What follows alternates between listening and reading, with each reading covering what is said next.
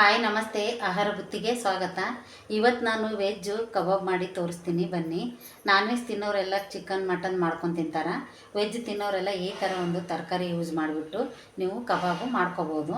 ಒಂದು 7-8 ಬೀನ್ಸು, ಒಂದು ಗೆಡ್ಡೆ ಈರುಳ್ಳಿ, ಒಂದು ಅರ್ಧ ಕ್ಯಾರೆಟ್, ದಪ್ಪ ಇದ್ದರೆ ಅರ್ಧ ತೊಗೊಳ್ಳಿ, ಚಿಕ್ಕದಿದ್ದರೆ 1-2 ಕ್ಯಾರೆಟ್ ತೊಗೊಳ್ಳಿ, ಸ್ವಲ್ಪ ಕರಿಬೇವು ಸೊಪ್ಪು, ಸ್ವಲ್ಪ ಶುಂಠಿ ಕಟ್ ಮಾಡಿ ಇಟ್ಕೋಬೇಕು. ಇದು ಕೊತ್ತಂಬರಿ ಸೊಪ್ಪು. ಇದನ್ನು ಕಲಸೋದು, ಇದಕ್ಕೆ ಏನೇನು ಹಾಕೋದಂತ ನೆಕ್ಸ್ಟ್ ತೋರಿಸ್ತೀನಿ, ಬನ್ನಿ. ನೋಡಿ, ಈ ಥರದೊಂದು ಬೌಲ್ ಇಟ್ಕೋಬೇಕು. ಇಟ್ಕೊಂಡ್ಬಿಟ್ಟು ನಾವು ಇವಾಗ ಕಟ್ ಮಾಡಿರೋದೆಲ್ಲ ನಾವು ಇದಕ್ಕೆ ಮಿಕ್ಸ್ ಮಾಡೋಣ. ನೋಡಿ, ಇವಾಗ 1 ಸ್ಪೂನು ಕಾರ್ನ್ಫ್ಲೋರ್ ಹಾಕ್ಕೊಳ್ಳೋಣ, 1 ಸ್ಪೂನು ಮೈದಾ ಹಿಟ್ಟು ಹಾಕ್ಕೊಳ್ಳೋಣ, 1 ಸ್ಪೂನ್ ಆಗಷ್ಟು ಅಕ್ಕಿ ಹಿಟ್ಟು ಹಾಕ್ಕೊಳ್ಳೋಣ. ಯಾಕಂದರೆ ಅವು ಅಕ್ಕಿ ಹಿಟ್ಟು ಹಾಕೋದ್ರಿಂದ ತುಂಬ ಕ್ರಿಸ್ಪಿಯಾಗಿ ಬರುತ್ತೆ, ಅದಕ್ಕೆ ನಾವು ಅಕ್ಕಿ ಹಿಟ್ಟು ಹಾಕೋಣ. 1 spoon chilli powder, 1 spoon garam masala, 1 spoon ಧನಿಯಾ ಪುಡಿ, ಸ್ವಲ್ಪ ಶುಂಠಿ ಬೆಳ್ಳುಳ್ಳಿ ಪೇಸ್ಟ್ ಮಾಡಿರೋದು ಹಾಕೋಣ. ಅದು ದಪ್ಪಗೆ ಬೆಳ್ಳುಳ್ಳಿ ರುಬ್ಕೊಂಡ್ಬಿಟ್ಟು ಈ ಥರ ನಾವು ಹಾಕ್ಕೋಬೋದು. ಇವಾಗ ರುಚಿಗೆ ತಕ್ಕಷ್ಟು ಉಪ್ಪು ಹಾಕ್ಬಿಟ್ಟು 1-2 ನಿಮಿಷ ಈ ಥರ ನಾವು ಕಲಿಸ್ಬಿಟ್ಟು ಇಡೋಣ. ನೀರು ಇದಕ್ಕೆ ಯೂಸ್ ಮಾಡಬಾರ್ದು, ಹಂಗೆ ಕಲಸಿದ್ದೆ ಇದೇನು ಇಡಬೇಕಂತ ಏನೂ ಇಲ್ಲ, ಟೈಮ್ ತೊಗೊಳ್ಳಲ್ಲ.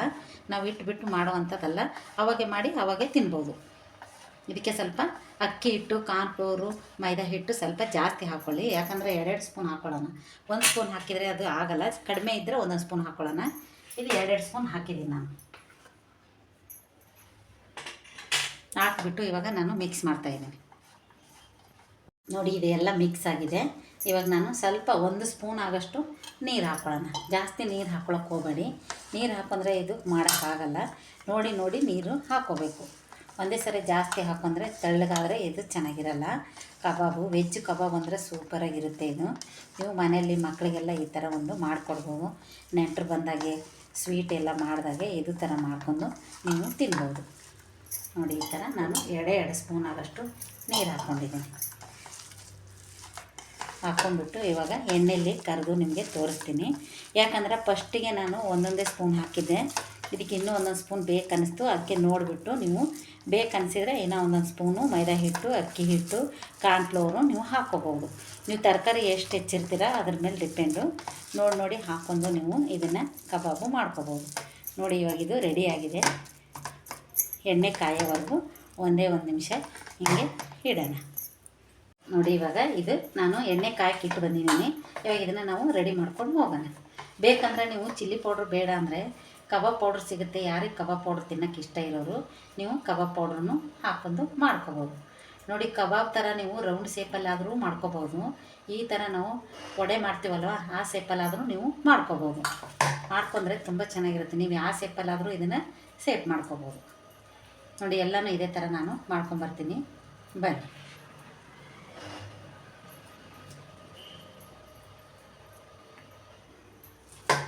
ನೋಡಿ, ಈ ಥರ ಆದರೂ ನೀವು ಮಾಡ್ಕೋಬೋದು.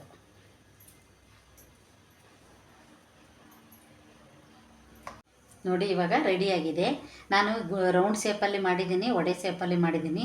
ನಿಮ್ಗೆ ಯಾವ ಥರ ಬೇಕೋ ಆ ಶೇಪಲ್ಲಿ ಮಾಡ್ಕೊಂಡು ನೀವು ವೆಜ್ ಕಬಾಬು ತಿನ್ಬೋದು.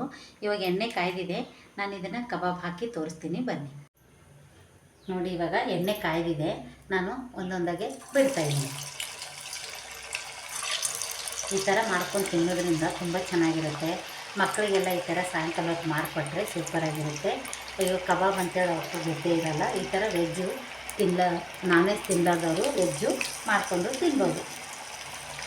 ನೋಡಿ, ಇವಾಗ ಜೋರು ಉರಿ ಇರೋದು ಸ್ವಲ್ಪ ಕಮ್ಮಿ ಮಾಡ್ಕೋಬೇಕು. ಯಾಕಂದ್ರೆ ಹಸಿ ತರಕಾರಿ ಇರೋದ್ರಿಂದ ಇದು ಸಣ್ಣ ಉರಿ ಇಟ್ಕೊಂಡು ಸ್ವಲ್ಪ 1-2 ನಿಮಿಷ ಬೇಯಿಸ್ಕೋಬೇಕು. ಸಣ್ಣ ಉರಿಯಲ್ಲೇ ಫಸ್ಟ್ ಜೋರು ಉರಿಯಲ್ಲಿ ಎಣ್ಣೆ ಚೆನ್ನಾಗಿ ಕಾಯಿಸ್ಕೋಬೇಕು. ಆಮೇಲೆ ಇದು ಕಬಾಬ್ ಹಾಕಿದ ನಂತರ ಸಣ್ಣ ಉರಿ ಮಾಡ್ಕೋಬೇಕು.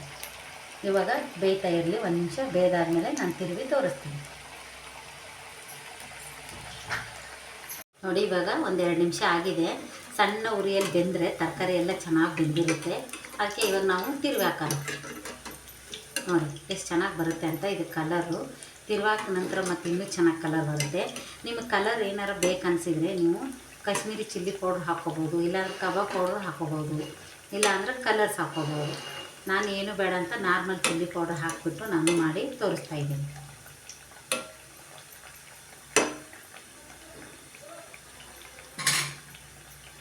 ರೆಡಿಯಾಗಿದೆ ಇದು. ಒಂದು 2-3 ನಿಮಿಷ ಸಣ್ಣ ಉರಿ ಇಟ್ಕೊಂಡೆ ಇದನ್ನು ಫ್ರೈ ಮಾಡ್ಬೇಕು ನೀವು. ಬೇಗನೆ ಆಗಲಿ ಅಂತೇಳಿ ಜೋರು ಉರಿ ಇಟ್ಕೊಂಡು ಮಾಡೋದಲ್ಲ. ಇವಾಗ ರೆಡಿಯಾಗಿದೆ, ನಾನು ತಟ್ಟೆಗೆ ತೆಗಿತಾ ಇದ್ದೀನಿ.